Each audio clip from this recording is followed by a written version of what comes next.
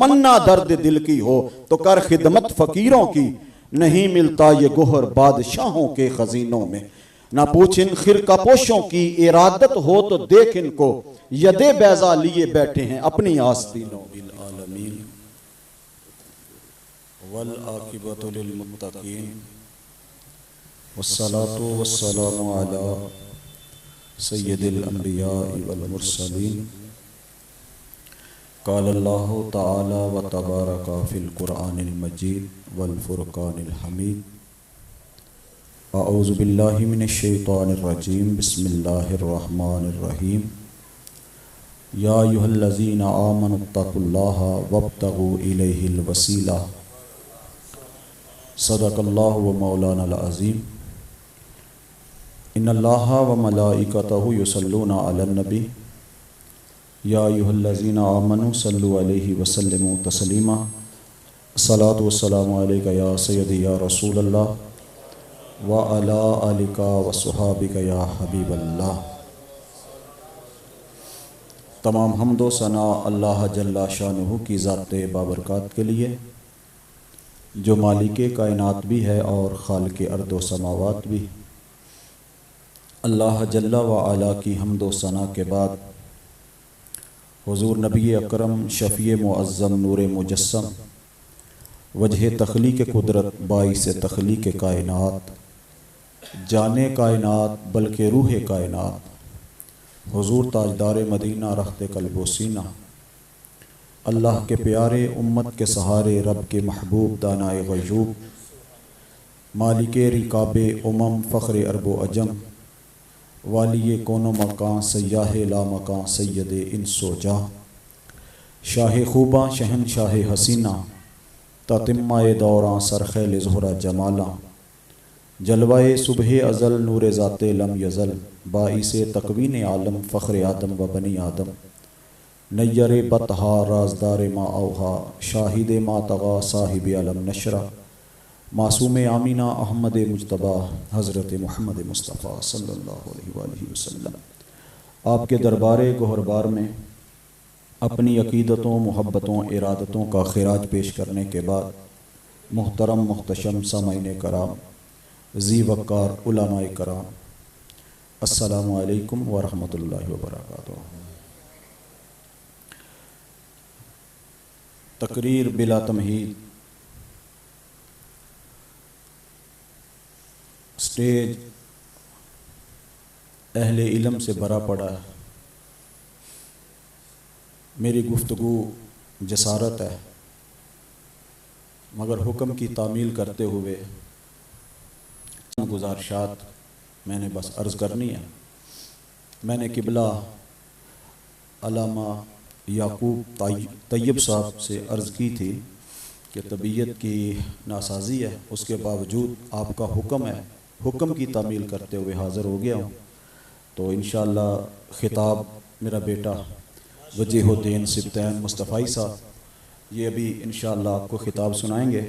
میں بس چند گزارشات آپ کے سامنے رکھنی ہیں۔ اللہ تعالیٰ اس درگاہ مقدسہ پر ہمارا سب کا آنا، مل بیٹھنا، ذکر خدا اور ذکر مصطفیٰ کرنا قبول و منظور فرمائے۔ حضرات محترم، اللہ تعالیٰ نے قرآن مجید میں ارشاد فرمایا، یا ایھا الذین آمنوا اتقوا اللہ وابتغوا الیہ الوسیلہ۔ اس کو دو حصوں میں آیت کو کرتے ہیں۔ پہلی وابتغوا، پہلے یا ایھا الذین آمنوا اتقوا اللہ، اے ایمان والو اللہ تعالیٰ سے ڈرو۔ کتنا ڈرو؟ جیسے اسے ڈرنے کا حق ہے، ایسے ڈرو، حق تو قات ہی، ایسے ڈرو جیسے اسے ڈرنے کا حق ہے۔ اپنے کو بھی ڈرنا چاہیے، بیگانے کو بھی ڈرنا چاہیے، امیر کو بھی ڈرنا چاہیے، غریب کو بھی ڈرنا چاہیے، اہل علم کو بھی ڈرنا چاہیے، جاہل کو بھی ڈرنا چاہیے، اور اہل فضل کو بھی ڈرنا چاہیے۔ میرا خیال ہے جن پر اللہ تعالیٰ کا فضل ہوتا ہے نا، ان کو زیادہ ڈرنا چاہیے۔ اہل علم اہل فضل ہوتے ہیں، اللہ تعالیٰ سے ڈرنے والے بھی یہ زیادہ ہوتے ہیں، تو مزید اللہ تعالیٰ سے ڈرنا چاہیے۔ وہ غفور الرحیم بھی ہے، کریم بھی ہے، مگر وہ جبار بھی ہے۔ پڑھن اتے مان نہ کریں تے نہ آکھی میں پڑھیا، او جبار کہار کہاوے متا روڑ دوے دودھ کڑیا۔ تو اللہ تعالیٰ سے ہر وقت انسان کو ڈرنا چاہیے۔ اگر گناہ گار ہے تو گناہ گار ہونے کی وجہ سے اس کو ڈرنا چاہیے، اور اگر وہ نیکوکار ہے تب بھی اس کو اللہ تعالیٰ کی بارگاہ میں ڈرنا چاہیے۔ نعمتیں کم ہیں تب بھی ڈرنا چاہیے، نعمتیں زیادہ ہیں تب بھی ڈرنا چاہیے۔ ہر صورت اللہ تعالیٰ سے ڈرو، بس اللہ تعالیٰ کی خشیت، اس کا خوف اپنے دل میں رکھ کے زندگی کو گزارو تو یہ بڑی بہترین اور خوبصورت زندگی ہوگی۔ ابراہیم بن ادہم ایک بادشاہ ہوئے ہیں، وہ روزانہ پھولوں کی سیج سجا کے اس کے اوپر سویا کرتے تھے۔ ایک دن لونڈی نے کہا کہ میں بھی سو کے دیکھتی ہوں کیا سکون ہے جو روزانہ پھولوں کی سیج پہ ابراہیم بن ادہم سوتا ہے۔ سویا، وہ لونڈی سو گئی، اتنے میں ابراہیم بن ادہم آ گیا، بادشاہ جلال آ گیا کہ میری مسند پہ یہ لیٹ گئی لونڈی۔ جلاد کو بلایا اور بلا کے کہا کو سزا دو، اور سزا سب کے سامنے دو تاکہ دوسرے غلاموں کو بھی علم ہو جائے کہ بادشاہ کی مسند پہ نہیں بیٹھتے۔ غلام جمع ہو گئے، لونڈیاں جمع ہو گئی، اس کے دوران اس کو اچھے خاصے کوڑے مارے گئے۔ وہ رو رہی تھی، روتی روتی اس نے ہنسنا شروع کر دیا۔ بادشاہ نے پوچھا کہ بس یہ مجھے بتا دے کہ تو روئی کیوں اور تو ہنسی کیوں۔ توجہ فرمانا جی، بادشاہ نے کہا کہ بس اتنا بتا دے کہ تو روئی کیوں اور ہنسی کیوں۔ اس نے کہا بادشاہ روئی تو اس لیے ہوں کہ یہ بشری تقاضا ہے، جب چوٹ لگتی ہے تو درد ہوتی ہے، درد ہو تو پھر آنسو نکلتے ہیں، آنسو ہمیشہ تب بھی نکلتے ہیں جب درد ہو، وہ کیسا بھی درد ہو، جسمانی درد ہو، روحانی درد ہو، کیسا بھی درد ہو، آنسو تب بھی نکلتے ہیں جب درد ہو۔ اللہ کرے ہم سب کو اللہ درد عطا فرما دے، وہ درد جو درد ہمیں حضور کے در تک لے جائے، وہ درد جو ہمیں اولیاء تک لے جائے، وہ درد جو ہمیں اللہ کی بارگاہ تک لے جائے، اسلام تک لے جائے، دین تک، اور ہماری بخشش کا ذریعہ بن جائے، ایسا درد اور ایسی محبت اللہ تعالی ہم سب کو عطا فرمائے۔ کہا بادشاہ پہلی بات تو یہ کہ میں انسان ہوں، انسان ہونے کے ناطے جب کوڑے پڑ رہے تھے، درد ہو رہی تھی، درد کی وجہ سے، تکلیف کی وجہ سے میں رو رہی تھی۔ بادشاہ نے کہا تو ہنسی کیوں ہے؟ توجہ فرماؤ جی، بادشاہ نے کہا ہنسی کیوں ہے؟ کہا بادشاہ ہنسی اس بات پہ ہوں کہ جو چند منٹ سوئی اس کو اتنی سزا ملی، جو ساری زندگی سوتا رہا اس کو کتنی سزا ملی۔ تو میرے بھائی اگر میں اس مسند پہ آ کے بیٹھتا ہوں، ڈر رہا تھا، اس مسند پہ بیٹھنے سے ڈر رہا تھا، میں عرض کر رہا تھا رہنے دیں، اگر اس مسند پہ بیٹھا ہوں تو اس کے تقاضے بھی زیادہ ہیں، اس کے تقاضے بھی زیادہ ہیں، تقاضے بھی زیادہ ہیں۔ اگر لوگ ہاتھ چومتے ہیں تو تقاضے بھی زیادہ ہیں، نذرانے دیتے ہیں تو تقاضے بھی زیادہ ہیں۔ حضرت عمر فاروق رضی اللہ تعالیٰ عنہ اپنی آسے کو یوں مارتے تھے اپنے پاؤں کے اوپر، بتا تو نے سارا دن کیا کیا ہے، کتنے کام کیے، نیک اعمال کتنے اچھے کیے۔ میں اور آپ بھی دیکھیں کہ ہم نے کتنے نیک اچھے اعمال کیے۔ زندگی مختصر ہے، یہ برف کی طرح پگھل رہی ہے، ہر آنے والا لمحہ ہم سے جدا ہو رہا ہے،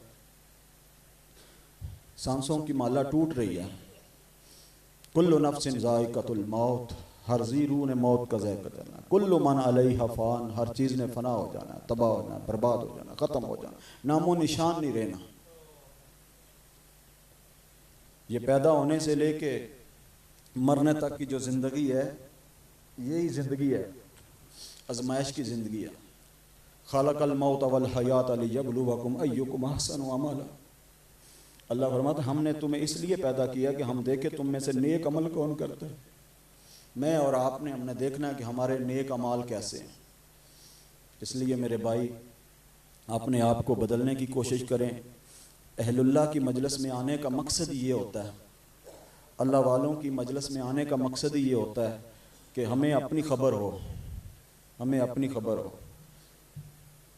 ہمیں اپنی خبر ہو، اپنی خبر رکھیں، اللہ کی طرف رجوع کریں، اللہ والوں کے ساتھ مل جائیں. وابتغوا الیہ الوسیلہ، اللہ تعالیٰ سے اتنا ڈرو اور اس کی طرف وسیلہ تلاش کرو، بھاگو اٹھو. آج کی مجلس کے بعد آپ نے کثرت کے ساتھ استغفار کرنا ہے، اپنے گناہوں کی توبہ کرنی ہے.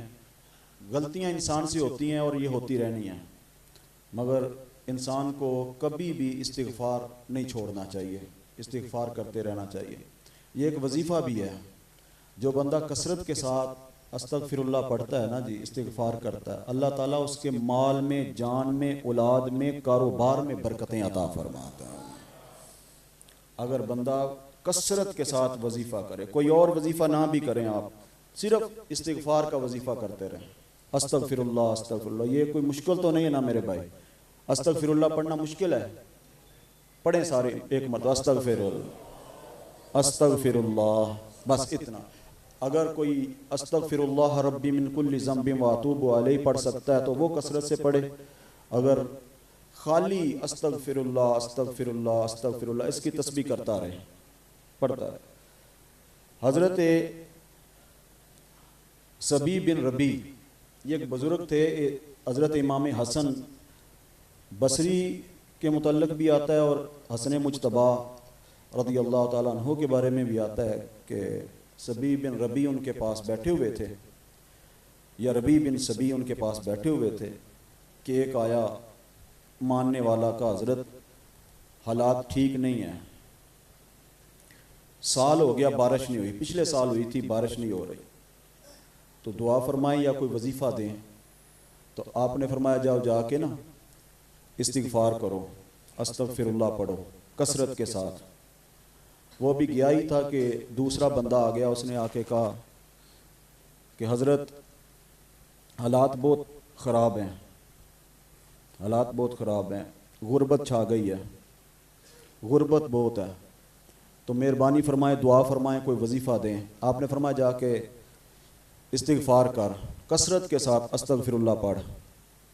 وہ بھی چلا گیا. تیسرا بندہ آیا، اسی دوران ہی اس نے کہا حضرت اولاد نہیں، بے اولاد ہوں، کوئی وظیفہ یا کوئی تویز یا دام یا جو بھی اس وقت کے مطابق دعا فرما دیں. آپ نے فرمایا کہ ٹھیک ہے جاؤ جا کے استغفار پڑھو.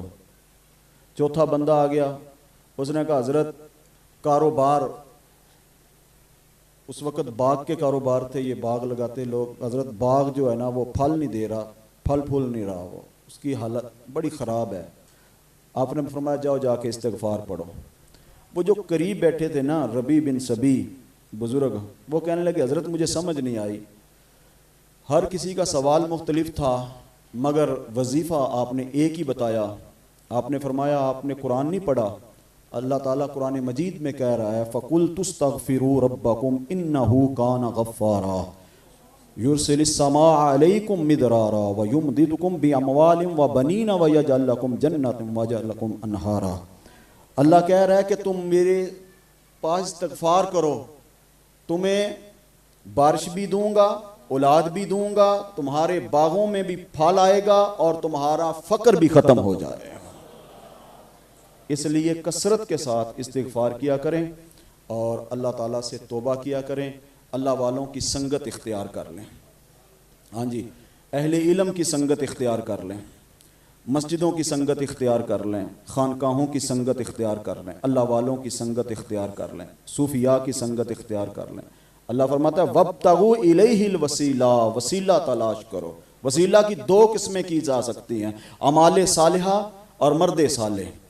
اہل سنت والجماعت میں نہ افراد ہے نہ تفرید، ہم اعمال صالحہ کو بھی مانتے ہیں اور مرد صالح کو بھی مانتے ہیں. قاضی ثناء اللہ پانی پتی رحمۃ اللہ تعالیٰ علیہ فرماتے ہیں کہ انسان کے قلب کا اصل مقام عرش ہے. اگر کوئی وہاں تک پہنچنا چاہے تو 50,000 سال کا عرصہ درکار ہے، اور اگر کوئی مرد کامل مل جائے تو انسان آنے وحد میں وہاں تک پہنچ جاتا ہے. سواد صحبت مرداں دی بہت چنگی، مرد برے نو نیک بنام دے نے. مرد رب دے جو نے ولی اللہ، نکلے تیر نو واپس لے آم دے نے. نظرے کیمیا جنہاں نو رب بخشی، او مویاں نو زندہ کدی کھام دے نے. قدم چم یعقوب اللہ والیاں دے پھڑے چور نو کتب بنام دے۔ اقبال کہتا تمنا درد دل کی ہو تو کر خدمت فقیروں کی، تمنا درد دل کی ہو تو کر خدمت فقیروں کی۔